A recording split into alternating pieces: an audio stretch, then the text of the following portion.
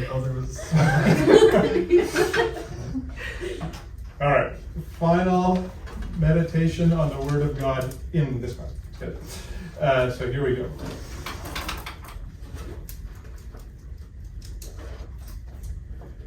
I waited patiently for the Lord. He inclined to me and heard my cry. He drew me up from the desolate pit, out of the miry bog, and set my feet upon a rock, making my steps secure. He put a new song in my mouth, a song of praise to our God. Many will see and fear and put their trust in the Lord. Happy are those who make the Lord their trust, who do not turn to the proud, to those who go astray after false gods. You have multiplied, O Lord my God, your wondrous deeds and your thoughts toward us. None can compare with you. Were I to proclaim and tell of them, they would be more than can be counted. May all who seek you rejoice and be glad in you. May those who love your salvation say continually, great is the Lord. As for me, I am poor and needy, but the Lord takes thought for me. You are my helper and my deliverer. Do not delay, O my God.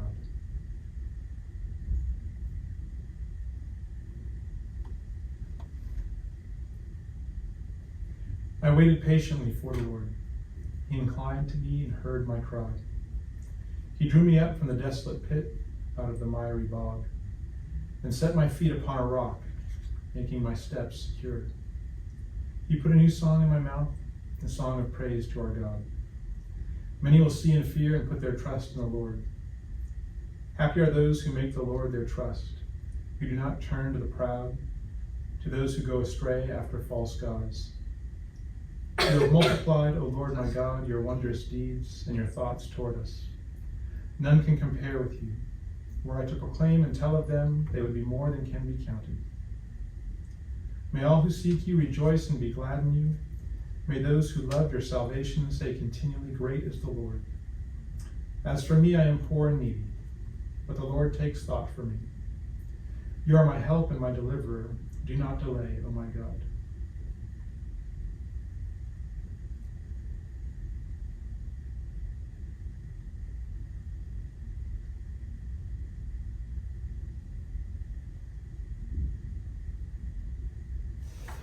Page 1. Our heart is unquiet until it rests in you. Or in some translations, our heart does not rest until it rests in you. We come to the end here. Page 416, chapter 9. In your gift, we find rest. Okay. In your gift, we find rest, and there we enjoy you. Our true place is where we find rest. We are born toward it by love. Begins talking about resting in God, and towards the end we are resting in God. So I think that was a cool kind of pairing of opening and closing themes in the text. So we can talk about that, or if you want to go someplace else, or some other thing you want to talk about, we can go and do that. Where shall we go? It's all yours, Jasmine.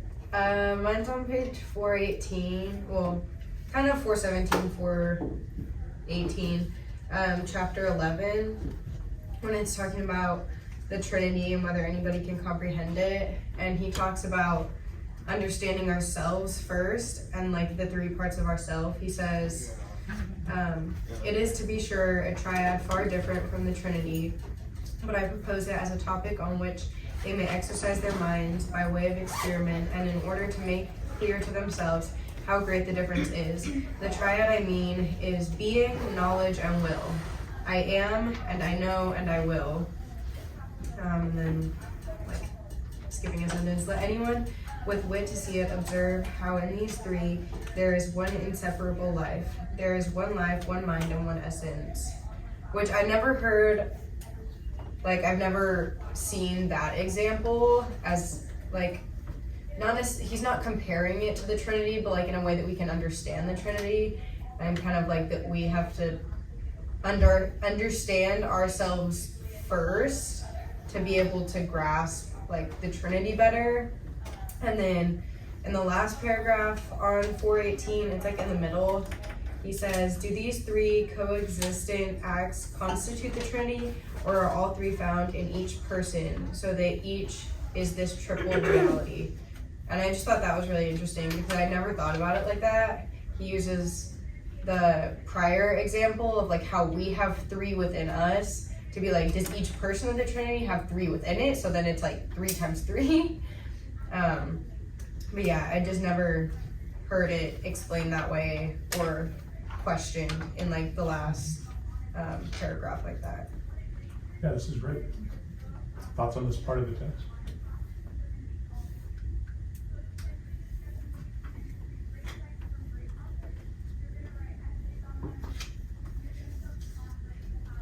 It sounds like we're very tired this morning. It's been a long semester, so it's gotta be understandable. I think it's, oh, sorry. No, go ahead. Okay. I think it's kind of cool thinking about that and like the title of not this past Monday lecture, but the one before where it says like Augustine as a mirror, like whatever the title was, and like looking at it that way, because his reason for writing this book is not to look at himself like we often do for a mirror, but honestly to look to see God in himself almost, and just like how perfect God is to align himself. So I think it's really interesting to think about like him intrinsically thinking about himself to see more about God. Oh, go ahead, Ellie.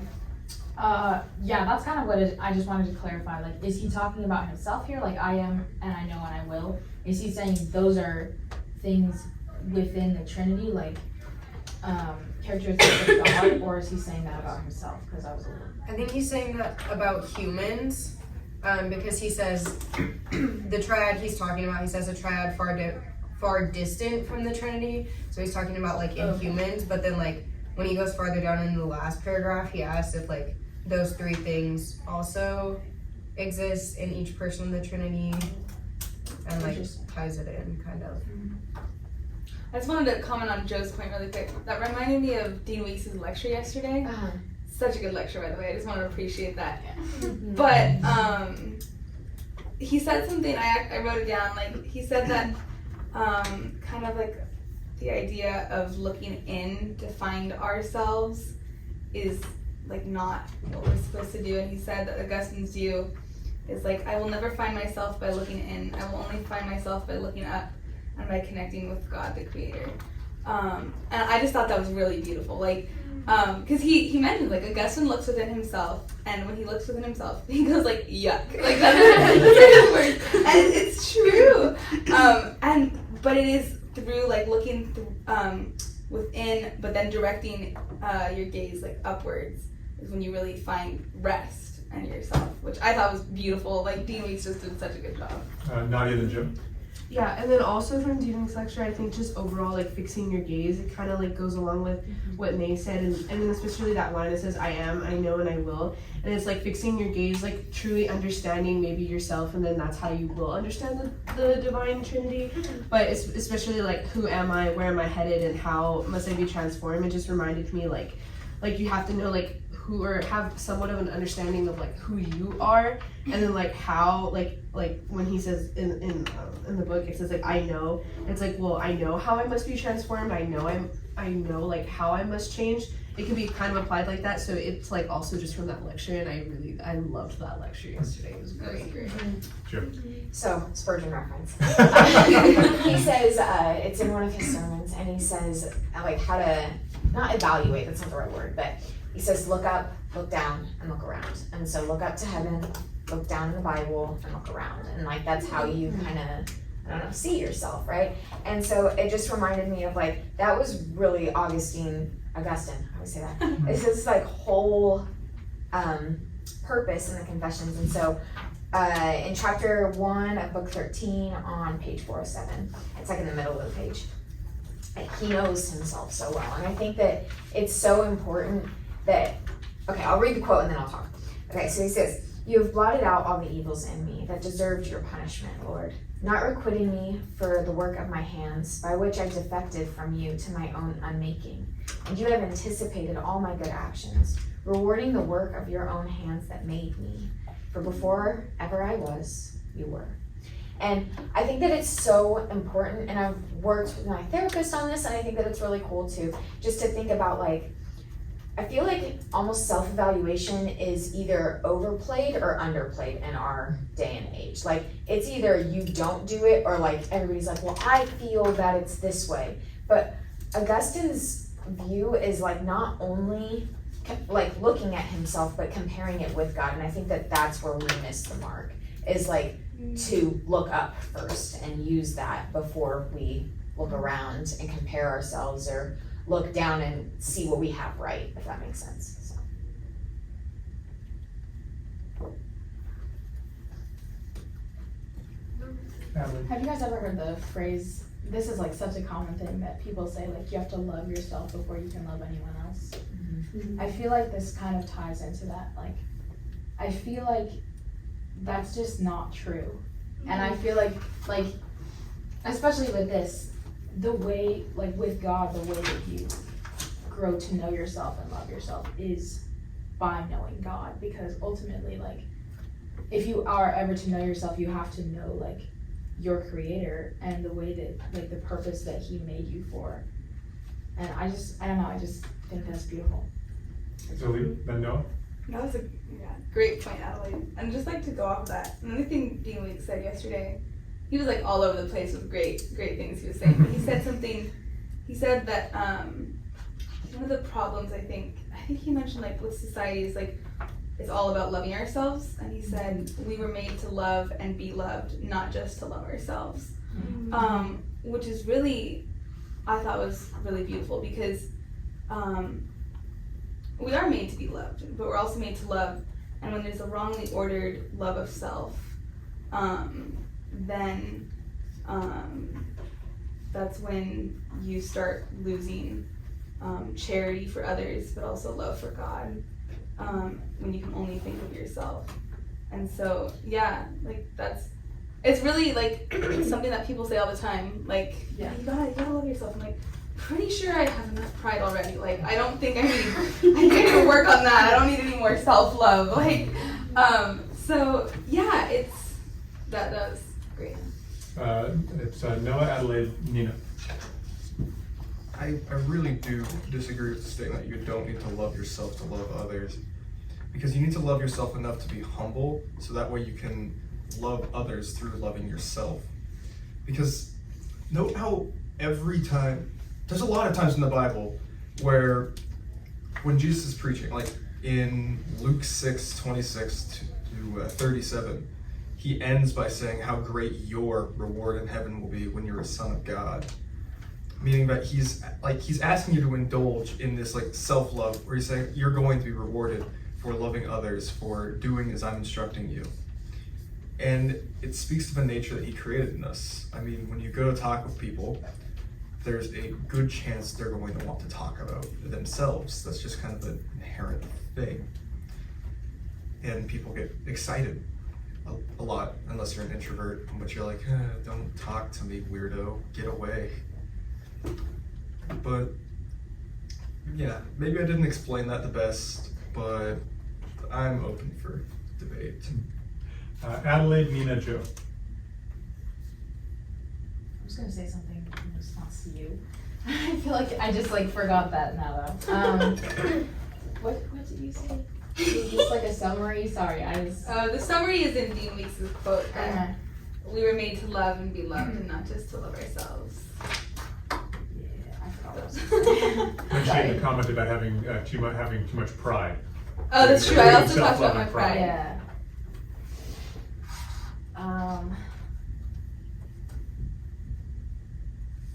I'll go back to it. Okay. Nina, then Joe. I think no, to respond, I think what we're missing in the like love yourself is the love the created dash self. So like to love and appreciate how you were like perfectly crafted, but not in terms of like in taking care of ourselves, we're spoiling ourselves, if that makes sense. Because I think often, at least in like major social media, it's like blasted everywhere to love yourself, take care of yourself first, put yourself and your needs first, because you know, like they're not going to take care of you, you have to do it kind of thing. You know, there's a lot of like, do what you need to do even if it means being selfish, you know, when like that's not how it should be, you know, that's not how we were created to have community with others, if that makes sense. Joe, maybe need for a clarification. Maybe back to Adelaide. The point comes back to Adelaide. So I think that's so important is to like how much the media is like love yourself, or like even the point of being selfish by loving yourself. I often get like I'm so selfish when I try to learn how to like, because that's like the negative thing. But something that I found, was anybody at the Colloquy that they gave little mirrors at? Yeah. Okay, that one wrecked me, and I don't know why, but I looked at myself in the mirror, and it was the first time that I thanked God for making me the way that He made me. Because I realized that with all of my flaws, and with all of my imperfections, and with all of my struggles, it just proves the love of the Creator and how great He is, that He doesn't have any of those flaws. Like, I am so grateful to be made imperfect, to have that humility instead of the pride of just what God made. And even though I may not think that it's very good, He made me very good. And the fact that I've been able to accept Him and accept my faith and accept Him as my Lord and Savior is so much more like greater than all of the imperfections that I could ever name. Adelaide and Noah? Important. that kind of reminds me of what I was gonna say. That's more or less, you said it much more no, that's like what I was gonna say. Like, you said it much more eloquently, I think, than I was gonna say. It's just, like, I'm not saying self-love shouldn't exist. I think it should, but through the lens of God, like through God's eyes. Like, we should love ourselves because we are created in His image. And, like, we should love ourselves with the sense that, like what Joe was saying, like, we are created in His image for a purpose, and, like, He wants us here and He loves us. And so, like, that's, like, where we get our love from, is still ultimately from God, not, like, from ourselves in some kind of pride of, like, oh, I love this about myself, and I'm gonna feel good about it, or whatever. It's Noah Courtney Nay. Just building off of Joe's point, have you ever thought about why the devil still exists? It's because God's already won and He's using him for His purposes. All the trouble, the turmoil, the strife that we go through is always for the glory of God. It can go a number of different ways, but at the end of the day, it can and should be used for the glory of God. And a lot of people don't really see that. They just see this trouble and they want God to take it away from them. But they should really be praying for strength to go through it, to develop, and to really get to know, like, their character or improve whatever they might be lacking. It's like, a good example is if there were more colloquies, I wouldn't be making edgy jokes like I was making earlier. But that's about as good as an example as I can get right now. Courtney Nay. Sorry, I'm finishing writing something real quick. Mm-hmm. Okay. This is a little bit off of Adelaide's point. So I totally 100% like agree that like self-love should exist because we are beautifully and wonderfully made by God. But we have to be very careful about it, not to the point where we're like absolutely like spoiling ourselves and making it selfish. And I'm gonna give a Philippians reference. Philippians 2:3 says, "Do nothing from selfish ambition or conceit, but in humility regard others as better than yourselves." So like we should love ourselves because we are made in God's image, but we should also love others because they're also made in God's image. Nay, and then maybe Nay, then Nina, and then maybe me for a clarification. I mainly have a quote on page 423. It's the first indented paragraph sentence. "In the morning I will stand and see my God, who sheds the light of salvation on my face, who will breathe life even into our mortal bodies through the Spirit who dwells in us, and has been mercifully hovering over the dark chaos of our inner being." And I love that last part of it, that has been mercifully hovering over the dark chaos of our inner being. He's talking, in this part, he's talking about, finding the light in the darkness within us, but that we are light because we are with God, and that He separates us and everything. And I just find that beautiful because it, Joe, your comment is kind of reminding me of it, of being thankful that we are created the way He wanted us to be, and that He is there with us through every walk of life, no matter where we are. So yeah. Nina, and then maybe me for clarification. Just to really quickly comment on that, dude, that was like such a great quote and so beautiful too. Mhm. I think it's like so cool how it parallels Genesis and how like God was hovering over, you know, the waters, and like how like even like, you know, our fallenness, our darkness, he's still hovering over us, and that's just so beautiful. But I don't know, I just wanted to like pose a question. What we're talking about, is it really even self-love? Because like what we're admiring is God, you know? So it doesn't, like the concept, I don't even think that like the concept of self-love is appropriate, because it's not even like ourselves, it's loving God in us, you know? So I don't think that self-love is appropriate, but that like loving God in us is. And that may be kind of wrong, but. Is it Lee, then Noah, and maybe me for clarification? Okay, I think there's just a difference though, because like I understand where you're coming from, and that's like the place that Augustine is coming from. Like he does it in a rightly ordered way where he sees God through all of his actions. The problem though is that self-love in the sense that we're talking about it is a sense of idolatry. And like Augustine talks about worshiping the creation rather than the creator. And that's the sense of self-love that we're talking about, is not glorifying God through what we think of ourselves, but really glorifying ourselves as like the end and be all.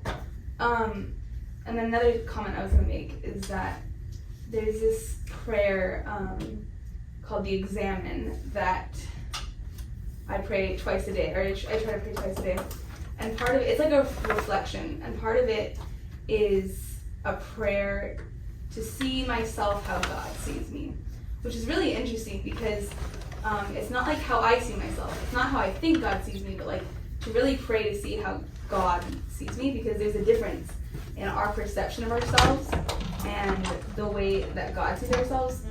And that in that distinction, there can come a lot of clarification and peace, but also like a sense of wanting to be transformed. And that's where we should allow our love for God and our proper love for self to take us, is to be transformed. Noah, and then a clarification. Yeah, I still think that we should love ourselves, because we need to love God's creation, and we are His creation.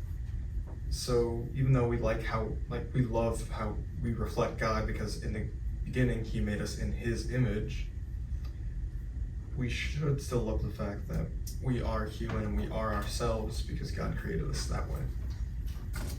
The clarification was going to just dovetails really nicely with what you just said. So the following distinction might be helpful. So there's some way in which we do have a responsibility to care for ourselves in some way in which that's inappropriate. So let's see if this is helpful. So make a distinction between what are called, the philosophers call, self-regarding actions. So self-regarding actions on the one hand. I'll mention them both and explain. So self-regarding actions on the one hand, and selfish actions on the other hand. So self-regarding actions are things like just you care for your body, right? You take care of your body.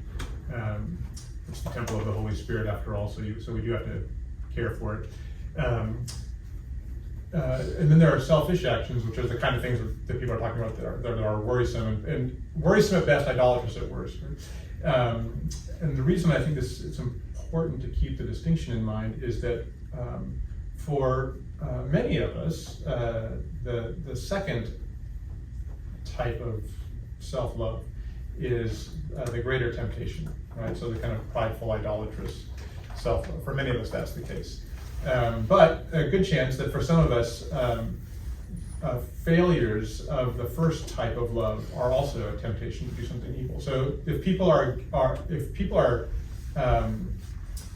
gaslighting you into self-harm, that's a different kind of evil, right?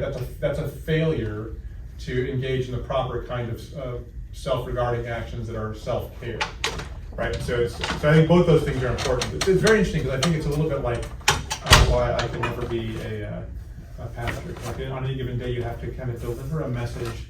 Like this half of the people, like these guys, they just need a good swift kick in the butt. And these people just need a hug, right? And so you gotta figure out, so I think it's like, so when talking about self-care, there is, for many of us, it'll be a call not to engage in selfish activity or prideful activity. But for some of us, that might be the temptation. For other of us, it might be like, stop being gaslit into self-harm, right? So I think it's important to keep in mind both of those things as we're sort of talking through self-love. But I really like your distinction, Dr. Vitz, of self-regarding versus selfish actions, because I feel like a lot of the time nowadays there's a lot of desensitization. I think I said that right. Yeah, you got it. Okay, cool. Towards a lot of things. Like a lot of people are using words for something when it doesn't really actually mean that. So, and they're making terms really broad, like self-love. A lot of people use for both the self-regarding and selfish actions, because some people are like, self-love is cut all ties with that person because they are not helping you, but even though that wouldn't help anybody because it would make you both feel worse. And so I think it's very interesting how Augustine writes in a way that, bringing it back to Aristotle, he finds the mean, and the mean is God. And he's like, as long as I fix my gaze on God, I know I will be doing the right thing. And I find that really beautiful, because it's just a reminder of, you know, the compassion that God has for us, to give us the vision to see him and his path for us.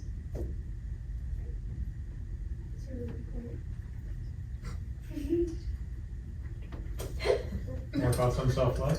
Or if someone has some other part of the text you'd be interested to get to, you can do that as well. No? Just a final thought that I'm thinking about. It's interesting in how, in a lot of ways, when we think of self-love or wanting to love ourselves, there's a lot of times where it ends in you not loving yourself.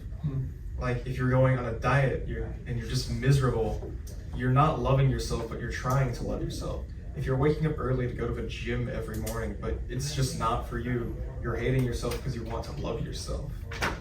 It's interesting how backwards it can go. Joe? I think that that's an important part, though, is like what Nay said, and kind of Dr. Vitz too, is like bringing God into those things. Because I'm a very big advocate for I think we all are, is that anything can be used to God's glory. Mm-hmm. So like, working out, for example, you guys know, I love working out. It's like my favorite thing, because for a while I wasn't able to. Like you'll always see me walk from east to west, because for a while I wasn't able to walk. And so that is like my way that I give God glory and remember all the things that he's done for me. So even though it may seem like a hardship for some people, it's a way that I get to bring God into my daily life. And I think that it's very important that while those things can become, like we've always talked about, disordered in the way that we do things, so like I can focus on like the bodily advantages that come from working out. If I'm focusing on, okay, God made me strong so that I can do this, and he is so great that I am able to do this, and focus on the get to and not the have to, I think that that's really important too. Jeff? I also think that like with those specific examples, and like even more examples in today's society, people view it as it's something they're trying to do to work towards loving themselves, but it's really something that society tells them to do, that once you do that, then society will love you and they'll praise you. So then you think that when that happens, you'll be able to love yourself, but that's not actually the reality. Okay. Also, bringing in like a slight different aspect of this, I feel like a lot of self-love comes from judgment and unjust judgment, to where it's like, oh, society sets the standard for this is what people should look like, this is how your life should run, you should go to this school, this, and this, and then if you don't do that, it's caused to hate yourself, therefore you have to make up this love for yourself, and which is another way to bring God in, because everybody's path is different. So I went to this college, my friends went to a different college, that was the path for us, and there's nothing wrong with that, because God was calling us to those places. I couldn't have done what I want to do in my life if I went to that school, and she couldn't have done what she wants to do and is called to do in her life if she went to this school.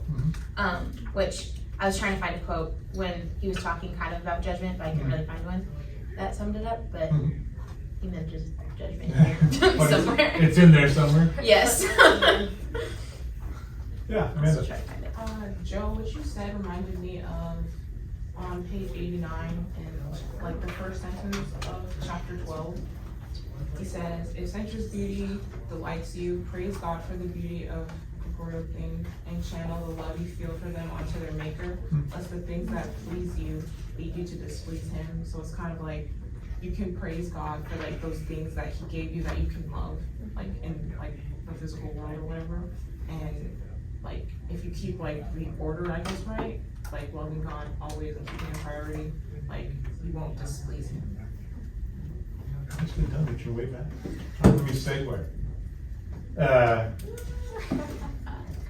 Machiavelli, Mencius, Aristotle, Sun Tzu, excerpts from the Torah, Erasmus, Shakespeare, Martin Luther King Jr., Homer, Sophocles, Plato, 2 of the Gospels and the Book of Acts, Athanasius, and Augustine.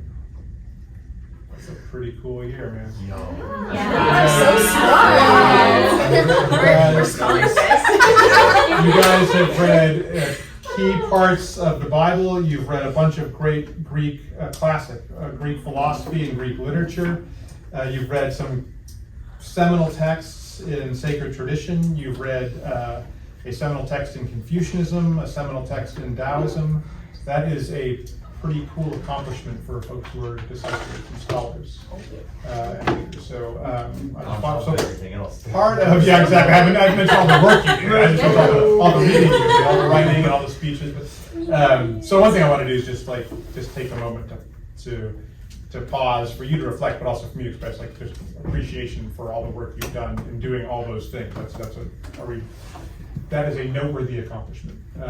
So that's super cool. So one of the things I just want to kind of end on, or take a few minutes, 10 minutes or so to end on before segueing to just doing administrative business is, I'm interested if you have one sort of idea or text that's been particularly significant for your own growth as a disciple or scholar over the course of the last 8 or 9 months. You might have multiple, but I'd be interested to hear what some of them are. What are the ones that sort of stand out to you? So Noah? Not a text, but an assignment. Yeah. The exegesis, oh my The New Testament exegesis? Yes. Mm-hmm. I thought I would be able to crank that out in like 2 days. But it has taken me so long. And it has actually forced me to think a bit more than just love your neighbors. Yeah. No, that's awesome. And one of the things that's cool, I think, especially about this semester, is you've done research, scholarly research for your Plato research paper, and scholarly research on scripture. So I think that two kind of different sets, like kind of a humanities and a biblical studies sort of set of scholarly research. I think that's another amazing thing to note. Yeah, Joe. I think just kind of like the overview of like almost everything. So like I'd say Aristotle, because I think we talked about it so much last year, and just the sense of like how close everybody was to discovering ultimate truth. Like they were so close. And so Aristotle's do things in the right way, in the right manner, at the right time. Like that always just kind of blew my mind. And the mean wasn't happiness, the happiness was God. And then I love that Augustine like dropped everything and like went from absolutely nothing and adopted all these ways of like viewing. And I think that that's so important for us in the age that we're at, is like, is this my faith? And like, how do I know that this is my faith and not just something I've accepted? But like, he seriously did start with nothing and went against his parents' beliefs and went against everything to end up where his parents were. But like, he had to discover that for himself. And I think that that's just like so beautiful. So yeah. Yes. Oh, was it your commonplace? It was your commonplace book, or you have to give a reflection on Saint Monica? Yes. And her, yeah. So another thing is like, it wasn't just. So he ends up where his mom is, and his dad also ends up where his mom is, in both of them because of Saint Monica. Yeah, super great. Other sort of things were impactful. Nani? I loved, personally, at first I didn't, but now I think I have a greater appreciation for Machiavelli, and starting off with Machiavelli, because I think, because for me, clarify, Nadia, I think of like my friend group from high school, and even me, And I felt like I knew everything, and I was like, oh, I feel like I'm a good person already. And when we started with Machiavelli, and I was like, I don't like them. Like, he's like calling us out on everything. And I'm like, I don't do this, I don't do that. And then it's like, when we think about it, it's like, as a society, we are willing to do anything we can in order to get an advantage. And that's the one thing that stuck out to me so much. And it's like, a lot of us, even with like grades, like I think back to high school, and it's like, oh, well, I'll do anything for like this kind of thing. And it's like, and that's not what we should be. And I think starting off college like that, it's kind of like stripping you like from everything that you think about, and then like developing a new like way of thinking. So I think that was really, really interesting to start off with that. Like I said, did not like it at all, and then I have a greater appreciation for it. So yeah. That's awesome. Courtney. I was gonna say something a little bit similar, but there's a couple of things that kind of like stood out to me throughout the past like 9 months. I also, to be completely honest, when I got the summary to read The Prince by Machiavelli, I was really scared and intimidated, and I didn't know what to do, what to make of it, but then like it scared me. But then after discussing it in Colloquy and actually picking it apart and like taking lots of valuable life lessons from it was actually really beautiful. And I think one of the other things that was really impactful was the book of Luke specifically. What I decided to do throughout Holy Week, starting on Palm Sunday, is I read every passage, or the passage related to like that specific day. Like same thing with like Good Friday and like the day where Jesus was betrayed by Judas. And like I think that was something that like if I wasn't a part of the Honors College, I wouldn't have been encouraged to do that.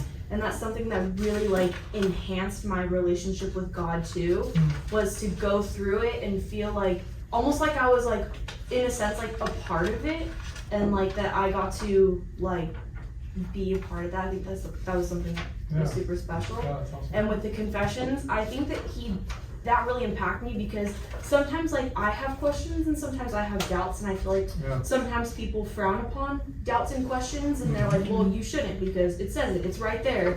But I think he brings so much beauty to doubt and to questions and to like trying to better understand God. And so yeah, that was something that really influenced me. And then also, quick shout out, my writing group. I love my writing group, and we were able to have lots of valuable discussions and things that like brought us closer to each other and closer to God. So Okay. Are we not allowed to take notes now? Like, I gotta fill in the PhD requirement. Anyway, so this year has honestly been a striking one. It's like honestly, I feel like a lot of us, like I came in thinking that hey, I'm this like really smart kid, like I already know a lot of stuff, you know, like this is just gonna be a walk in the park. And I'm not saying it was difficult. It was just that, like these books like really broadened my horizons. And it really made me realize something beautiful, and that is the fact that despite like these books ranging from like this century to thousands of years ago, like human nature is constant. It's like perpetual, whether it be in regards to our vices, in regards to our inclinations towards virtues. Like the one that stood out to me the most, and I know a lot of people didn't like this book, but like Mencius, it's like entirely different place in the world. It's like thousands of years ago, before Christ, like they didn't have any encounters with the Jews or anything, but despite that, there are just so many beautiful themes, and just like I love like the hope that Mencius has in mankind, and like he just sees us as being so pure, which is in stark contrast to like the majority of things I hear about human nature. And it just like everything that we read really encouraged me to try and become a better person. Especially I would say the two like that really fit that the most, actually three. I think it would be oh, we read so much, but like Erasmus, the Gospel of Luke, and Aristotle. But what's funny is that with Aristotle, when I was reading, I'm like, okay, this is boring. When are we gonna finish? But like after I finished it, I was like, whoa, I really like learned a lot from it. I even like cited it in my exegesis because I was like, because like it just like that fundamentally changed my understanding of reality, that I just had to cite it in like trying to understand reality through the Bible. But yeah, other than that, I'm really glad that I chose the understanding. Aw. Also, I gotta say, just building off of your first interaction there, last semester I was a mental note taker. Like I rarely wrote down notes other than in lecture. When I was in Colloquy, I just kind of sit there and be like, yes, interesting point there, Diane. But this semester, I actually wrote down stuff. I don't know how exactly that changed, but yeah, that happened. Other thoughts before? Hey, didn't fall asleep this semester. Oh, I will. Let's see who. Maddie, Amanda, Adelaide, Jasmine, any thoughts? Yeah. I would just like to say that one thing that was really stuck out to me this semester was our amazing professor. This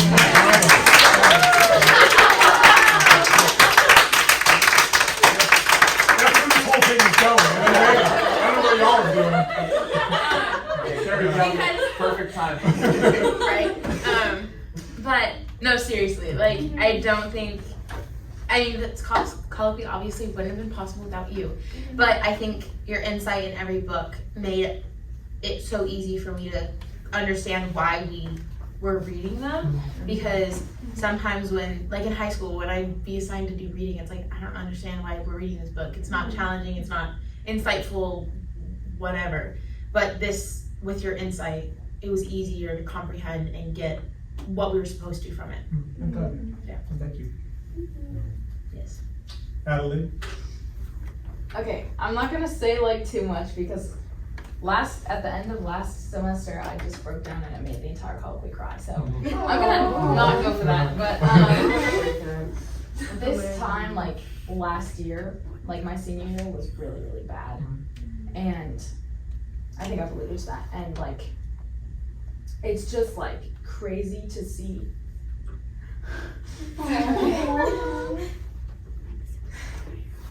Just the transformation.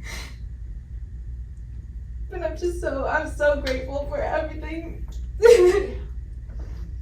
Sorry. No, you're great. You're great. Okay, go ahead.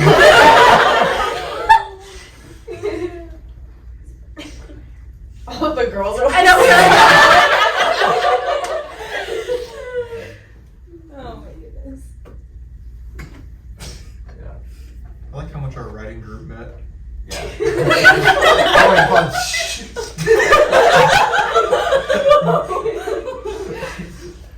No, but seriously, I couldn't have asked for a better 3 hours every week.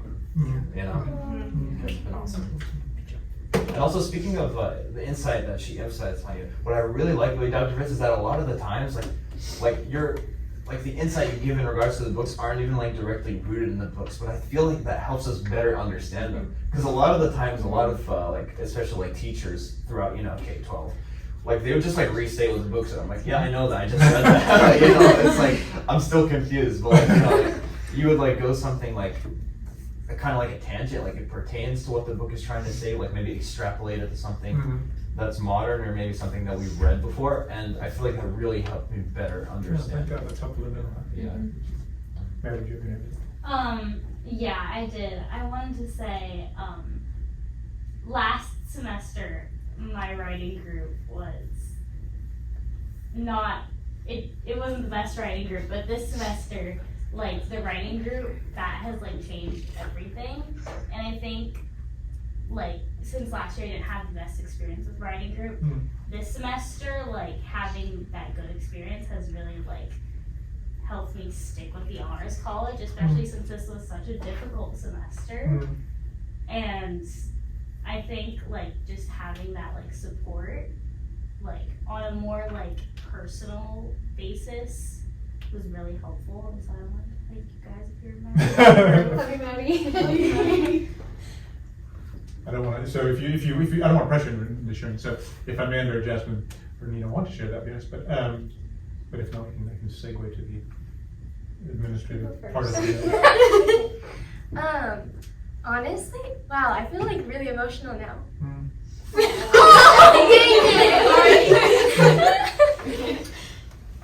it! I was trying hard not to cry. Tears are okay. No. It's just salt. Odysseus was crying all the time. Like Be a man and cry. They would like congregate and cry like every time. It was so weird. It's like they all came together.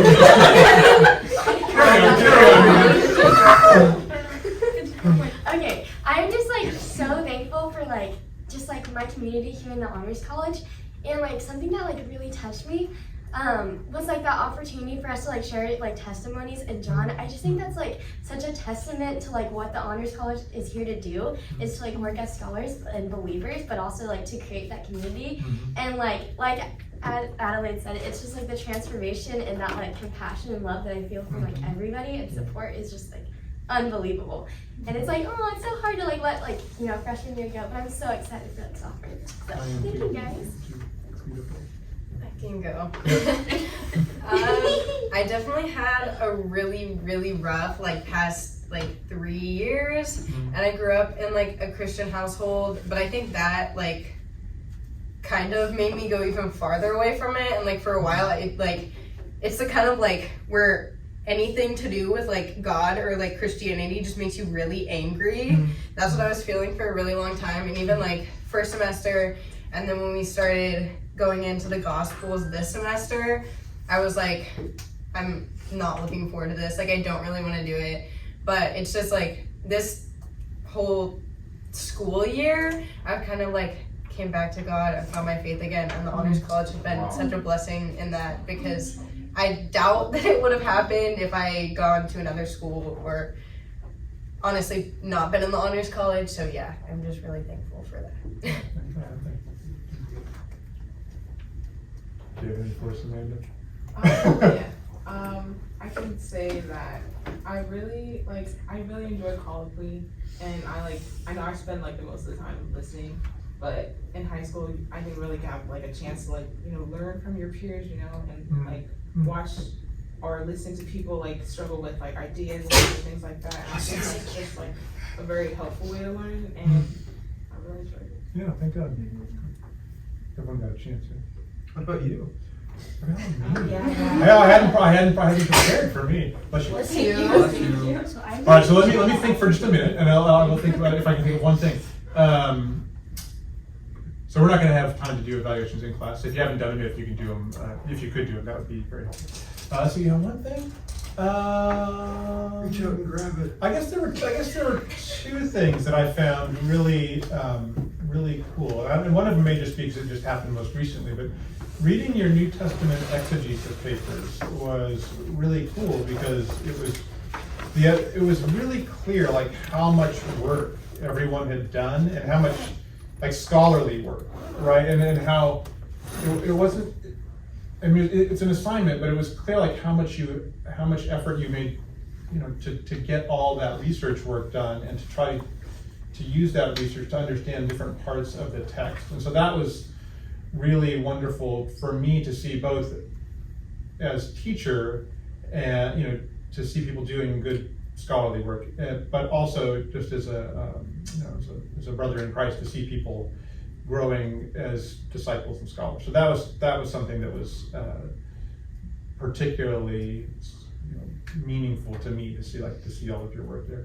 I guess the other thing is I am just you know, this is going to sound this could sound like artificial, but I am just really, and not just because you brought me flowers, but I'm like really grateful for you guys. So, and it was like I was getting ready for, like I told you this on Tuesday, but it's true today too, that I was getting ready for work, and I usually I want to go to work, but I kind of didn't want to go to work today, not because I don't like being here, but because like this is the last time we meet as Colloquy, right? And so that was a little bit hard for me this morning to sort of like deal with that. But the cool thing was that after I had that thought, I thought, yeah, but I get to watch, you know, you guys continue to grow for the next 3 years, and I get to watch you graduate, right? So that's going to be a super cool moment for me to see you guys do stuff, and then to see what you do after that. So that's been super cool. So it's just neat too. I appreciate how open you've been, both sort of in Colloquy and also in your commonplace books. Just the things you share about like what you're working through, and sometimes when we've had private conversations because you're just working through this, that, or the other. So that's a really beautiful sign. That's a really beautiful sign of that's a really beautiful sign of the kind of community we have. So this is my last day for a little while, for at least a year, I think, as your tutor. But I'm hoping that maybe I will get to do stuff with you again before your senior year of wisdom. I have nothing. I told you at the beginning of the class that one of us cried and the other is a short Korean woman, and you guys are killing me right now. I'm trying to pretend like I'm holding it together for the team, bro. But I am grateful to God for you and others. We have something else for you. You are so sweet. Do I hope this now or later? Well, it's what if you want us to see you cry? Yeah, later. This is why I'm really helping. I don't want to be disrespectful and not open it now if you want me to open it now, but I really don't want to open it now. Okay, save it. All right. All right. Our colloquy work is done.